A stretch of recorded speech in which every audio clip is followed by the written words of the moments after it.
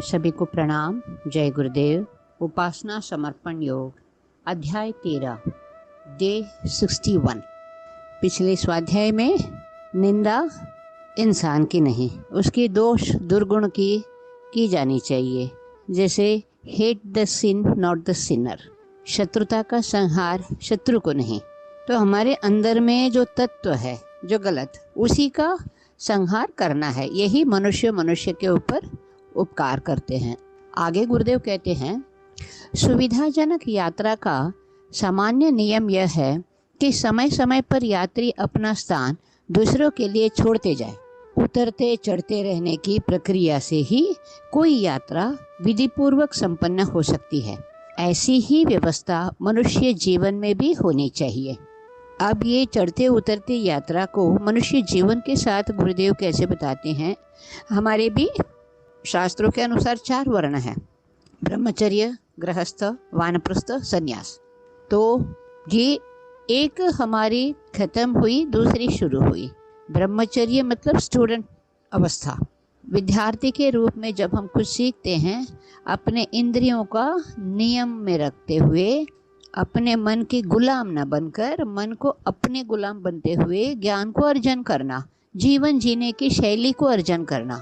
ऐसे नहीं कि हमने कुछ भी परीक्षा लिख लिया, सर्टिफिकेट ले लिया, वो ज्ञान नहीं है। जो हम सीखते हैं उसे जीवन में उतार के उसे अनुभव करना कि आगे के जीवन में उसे काम में लाने के लिए। क्योंकि गृहस्थ आश्रम जो है वो सबसे बड़ी मैनेजमेंट है। तो गृहस्थ आश्रम में आप सबको मतलब कई सारे परिवार के लोगों को सांत्वना देते हुए जीवन को आगे चलाना है। उसमें ज्ञान की बहुत आवश्यकता है। तो और उसमें सदाचार सद्व्यवहार की आवश्यकता है। सच्ची ज्ञान जैसे कहते हैं, विद्या ददाति विनयम। तो सच्ची ज्ञान जो पाते हैं वो विनम्रता रहती है उनके अंदर। तो उसके साथ गृहस्थ आश्रम गए।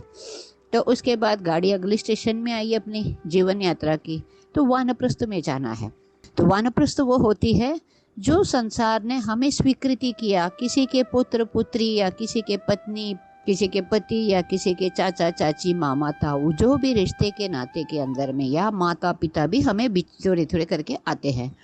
तो इस स्वीकृति को जो समाज ने स्वीकार किया, तो उस समाज के लिए हमने जो पाया उसमें से कुछ दे देना, ये वानप्रस्थ है। चाहे ज्ञान पाया, क्योंकि जब वानप्रस्थ को आते हैं उस समय हमारी अधिकांश उम्र बड़ी हुई रहती है, हमारी अनुभव रहती है। तो किसी को डोमिनेंट ना करते हुए हमें अपने ज्ञान को बटोर देना, सब में, आने वाले पीढ़ी में बटोरना, ताकि लोगों पे वही धरा ने सामने भी आते जाएगी। हमारे बाद में भी एक धरा अच्छा हम छोड़ सकते हैं। तो वानप्रस्थ के बाद हो गई संन्यास। जब हम पूर्ण ज्ञान, तब अनुभव जो बांटते हैं उसमें कई लोगों के साथ हमारी मुलाकात होती रहती है उस यात्रा काल में। तो वहाँ से हमें और भी कुछ अनुभूतियाँ मिलती है। फिर आध्यात्म पथ में तो हम अग्रसर होते रहते हैं उस समय। तो संन्यास का उम्र आते वक्त हमारे मन बिल्कुल उस आत्मानुभूति ज्ञान का प्रकाश का अलौकिक जीवन की ओर अग्रसर होती है। ये जीवन की हमारी शैली होनी है। मगर आज होता क्या है, कई सालों से, करीब 20-25 सालों से, वो जो गृहस्थ है, गृहस्थ के बाद से इतना मोह जाल में फंस जाते हैं इंसान, वो वानप्रस्थ के ओर अग्रसर हो ही नहीं पाते हैं। अभी ऐसी एक स्थिति हम देखते हैं, मैं, मेरा पति, मेरे बच्चे, फिर बच्चे बड़े हो गए तो भी बच्चे को अपने अंदर में रख के मेरे बहू भी, मेरे दामाद भी, सब हमारे कब्जे में रहे। फिर इसमें मनमुटाव होती है, फिर वृद्धाश्रम बढ़ती है, एक की दूसरे की बनती नहीं। लेकिन यही परिवार में रहते हुए, आदर्श परिवार गुरुदेव लिखे हैं, वही परिवार में रहते हुए, परिवार को एक लेबोरेटरी बनाते हुए, अपने अनुभूतियाँ पाते हुए, हमें क्या है, बुजुर्ग होना है, बूढ़ा नहीं होना है। वानप्रस्थ बुजुर्ग बनाती है, बूढ़ा नहीं। बुढ़ापा होता है शरीर के लिए, मन के लिए नहीं। वानप्रस्थ हमें बुजुर्ग बनाती है, जो अपने अनुभव को दूसरों के साथ शेयर करना, जो ज्ञान हमने सीखा उसे शेयर करना, लेकिन उस पर कट्टरपंथी नहीं चाहिए। उसे परिवर्तन ही सब समय परमानेंट है। तो परिवर्तन को साथ लेते हुए, अपने ज्ञान को वहाँ डालते हुए, तो जीवन में जो समन्वय होती है वही यात्रा का सुखद आनंद देने वाली होती है। तब संन्यास के उम्र में जब पहुंचते हैं तब देखिएगा उस इंसान का शारीरिक मानसिक बिना बीमारी का निरोगी काया जिसे कहते हैं, क्यों वो साधना के रास्ते पे चलते हैं तो वही साधना दूसरे को सिखाते भी जाते हैं। तो वहाँ पर आपको शारीरिक और इसकी मानसिक स्थिति समन्वय रहती है। तो संन्यास की तरफ अग्रसर होने, संन्यास में क्या होता है, ना गर्म के एहसास, ना ठंड के एहसास, ना दुख के एहसास। जो गीता पढ़ते हैं इस योग को अच्छी तरह से समझ पाएंगे।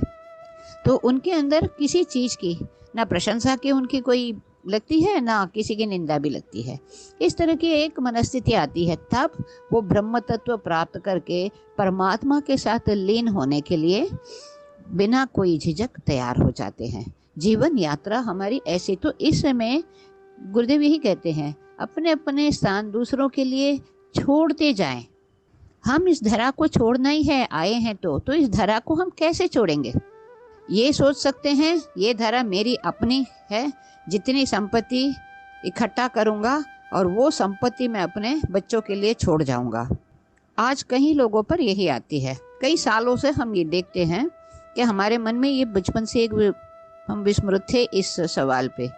धरा पे हम जाने के बाद हमारे बच्चे उस संपत्ति की अगर दुरुपयोग किया तो उस संपत्ति का क्या फायदा? वो तो 4 दिन में फिर रास्ते पे आ जाएंगे, भिखारी बन जाएंगे। धरा हर दम ये समझना चाहिए, हमने हमारे आने वाले पीढ़ी से उधारी में ली है तो उधार को हमें चुकाना है। तो इस तरह से एक मनोवृत्ति के साथ हम अगर बड़े होते हैं तो उस धरा को स्वर्ग बनाकर ही छोड़ते हुए जाएंगे। तो जो गुरुदेव की एक सपना जो उन्होंने हर स्वाध्याय में बताते हैं, मनुष्य में देवत्व का उदय, धरती पर स्वर्ग का अवतरण, इस रूप से ही आती है। जीवन यात्रा में हमें उतरना है, चढ़ना है, चलते बनना है और एक अच्छी धरा छोड़ना है, यही है। ऐसी ही व्यवस्था मनुष्य जीवन में भी होनी चाहिए। ऐसी व्यवस्था हम नहीं करते हैं तो अंतकाल में हम लोग क्या करते हैं, पश्चाताप के आग में जलते हैं। परमात्मा ने अपना यह नियम बना दिया है कि मनुष्य एक निश्चित समय तक ही इस वाहन का उपयोग करे और आगे के लिए उस स्थान को किसी दूसरे के लिए सुरक्षित छोड़ जाए। यह एक प्रकार की उसकी जिम्मेदारी है कि आगंतुकों का, भावी नागरिकों का निर्माण चतुराई और बुद्धिमत्ता के साथ करे। केवल अपने ही स्वार्थ का ध्यान न रखकर आने वाले के लिए इस प्रकार का वातावरण छोड़ जाए ताकि वह भी अपनी यात्रा सुविधा और समझदारी के साथ पूरी कर सके।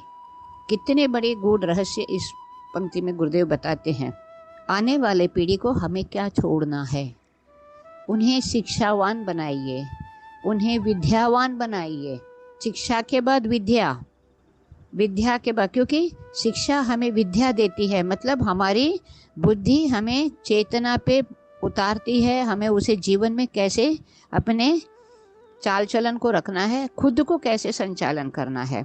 शिक्षा के बाद विद्या, विद्या के बाद समझदारी, फिर जिम्मेदारी, तो वह एक अच्छा नागरिक बनेगा, तो वो साधारण मनुष्य से महामानव बनेगा जो खुद को उत्कृष्ट करते हुए समाज को श्रेष्ठ करेगा।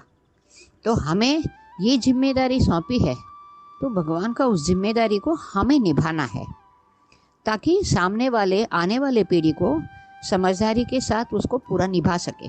आइए आज का स्वाध्याय माँ भगवती से यही प्रार्थना रखें कि हमारे अंदर माँ वो चेतना जागरण करो जिससे इस यात्रा को हम अपने लिए सुखद और आने वाले पीढ़ियों के लिए भी सुखद बना सके।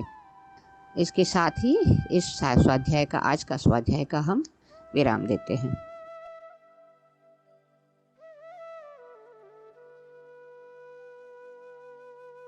हमारे YouTube चैनल को सब्सक्राइब करें और बेल आइकन को दबाकर ऑल पर क्लिक करें ताकि नोटिफिकेशंस आपको मिलती रहें।